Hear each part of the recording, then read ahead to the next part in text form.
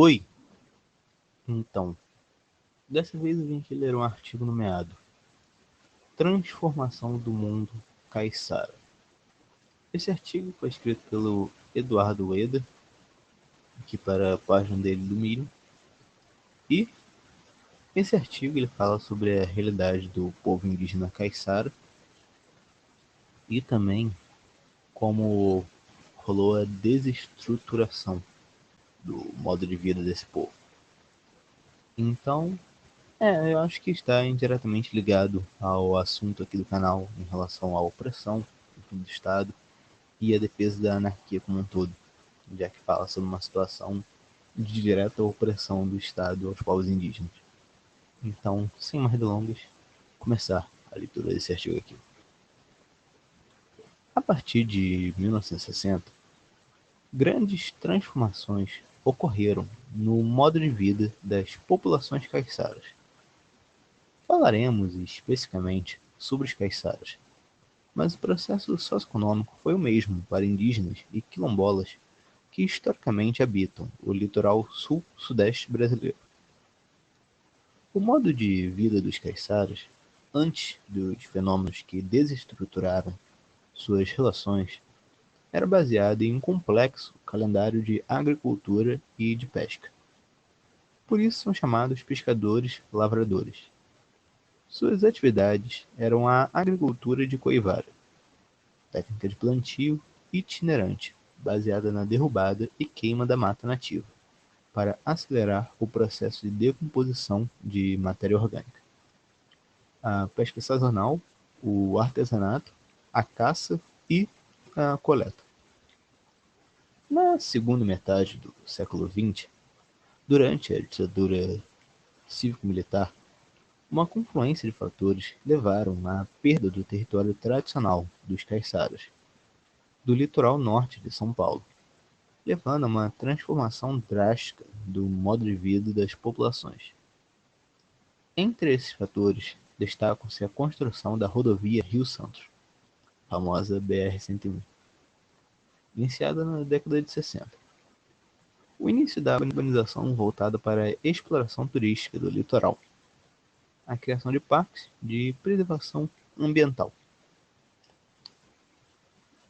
Então aqui agora, a perda do território caiçara.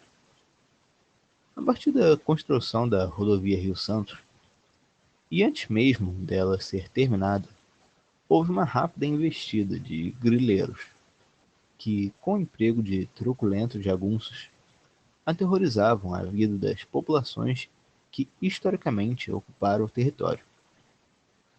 A jornalista Priscila Siqueira denuncia corrupção e informação privilegiada sobre o trajeto da rodovia oferecida pelos responsáveis da obra a especuladores imobiliários, entre eles Carlos Lacerda, então governador do Rio de Janeiro e ex-jornalista pró-golpe de 64. De acordo com Priscila Siqueira, o trajeto da rodovia havia sido um segredo de Estado, a fim de que fosse evitada a especulação imobiliária nesta área litorânea. Um segredo de polichinelo, porque quando foi inaugurado o primeiro e único trecho da estrada entre Ubatuba e Rio, em 1964, os títulos das terras por onde a estrada passava já eram, na sua grande maioria, de propriedade do senhor Carlos Lacerda, ex-governador do Rio e revolucionário de primeira hora. Trecho da Priscila Siqueira no O Genocídio dos Caiçaras, livro dela aí de 1984, página 16. Agora eu vou voltar aqui à leitura do artigo. A rodovia Rio Santos é a obra de infraestrutura que vai permitir ao Estado brasileiro organizar um projeto de desenvolvimento para o litoral norte. É claro que esse projeto não levou em conta as populações locais. Com o processo desencadeado pela especulação imobiliária na região, as terras próximas às praias, local tradicional de moradia, festividades e encontro da cultura caiçara, foram extremamente valorizadas, por projetos de exploração turística, condomínios horizontais, hotéis, casas de veraneio, etc. Muitos desses empreendimentos turísticos ofereceram valores irrisórios pelas posses caiçaras e ou coagiram fisicamente a população local a abandonar suas terras. Por outro lado, as terras do sertão, onde predomina a vegetação da Mata Atlântica, historicamente utilizadas para a agricultura e extrativismo dos caiçaras, se tornaram parques de reserva ambiental. O Parque Estadual da Serra do Mar, criado em 1967, ocupa uma área que vai desde o Rio de Janeiro até o litoral sul de São Paulo. Este parque representa a maior porção contínua preservada de Mata Atlântica do Brasil. Quando foi criado, o parque proibia as populações tradicionais de manejar o território, nem plantar, nem caçar, nem pescar. As populações caiçaras se viram espremidas entre condomínios de luxo e matas intocadas. Era o fim do modo de vida dos pescadores e lavradores. O segundo episódio do projeto audiovisual de curta-metragem Treboada conta um divertido caso de um conflito entre um fiscal do Ibama e um caiçara. Clique aqui para ver o curta. Que no caso, no clique aqui tem um hiperlink.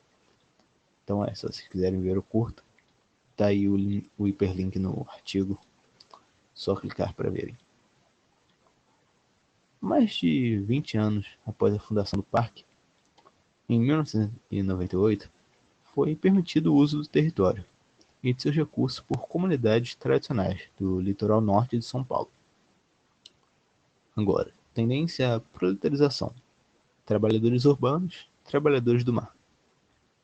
Com a contínua expropriação das terras dos caiçaras, surge a tendência dessas populações se proletarizarem, seja no meio urbano em desenvolvimento ou no meio marítimo, como trabalhadores de empresas de pesca ou pescadores artesanais. As famílias caiçaras que venderam suas posses próximas à praia foram, em sua maioria, viver nas periferias urbanas em crescimento. No contexto do litoral norte paulista, uma parcela das pessoas se tornaram trabalhadores urbanos, empregando-se na indústria de construção civil, ajudando a erguer hotéis e condomínios onde antes era sua terra, ou no setor de serviços, prestando serviços domésticos aos forasteiros endinheirados, ou ainda no comércio formal e informal da temporada. Outra parcela dessa população tornou-se trabalhadora marítima. Empresas de pesca contratavam caiçaras que tinham experiência no mar e na pesca para trabalhar nas grandes embarcações pesqueiras, passando de semanas a meses embarcado em alto mar, longe de sua terra, de sua família e amigos, sem fiscalização e com a ainda débil sindicalização dos pescadores embarcados. As condições de vida e de trabalho dessas pessoas era provavelmente pior do que a dos trabalhadores industriais. Tanto é assim que muitos desses trabalhadores buscavam emprego nas empresas de pesca apenas como estratégia para conseguir juntar uma quantia suficiente para comprar uma canoa motorizada e ser um pescador autônomo, isto é, um pescador artesanal. O pescador artesanal pode ser encarado como uma adaptação do modo de vida dos pescadores e lavradores à nova realidade social. Diferente dos pescadores e lavradores, a produção dos pescadores artesanais destina-se, em sua maior parte, ao mercado. E diferente também dos pescadores embarcados, os artesanais ainda preservam o controle do processo de trabalho e o seu saber fazer tradicional. Mesmo assim, evidencia-se a condição de insegurança que os pescadores artesanais estão sujeitos, tendo que capturar uma quantidade de pescado com um valor suficiente para a reprodução de sua unidade familiar e para cobrir os custos de manutenção da sua embarcação, combustível, reparos, etc. O sociólogo Antônio Carlos Diegues explica que a frota da pesca empresarial só se desenvolveu no país via incentivos governamentais, que pretendia criar uma indústria pesqueira nacional. No entanto, devido às condições naturais do litoral brasileiro, A produção dos pescadores artesanais é mais eficiente e gera um menor impacto ambiental. Assim, o desenvolvimento da pesca empresarial, além de causar um dano ecológico substancial por suas técnicas predatórias de captura, o que leva a uma depredação dos estoques pesqueiros disponíveis para pequena pesca, ainda domina a produção artesanal, comprando a produção dos pequenos pescadores, direto na praia para revenda em centros comerciais mais lucrativos, atribuindo aos pequenos produtores abre aspas, função de um bolsão de força de trabalho barato para a frota empresarial capitalista, fecha aspas. Trecho aí do Antônio Carlos Diegues para seu livro Camponeses, Pescadores e Trabalhadores do Mar, página 147, escrita em 1984. Então foi esse o artigo. Espero que todos tenham gostado desse artigo aqui, no caso do Eduardo Ueda, e até mais.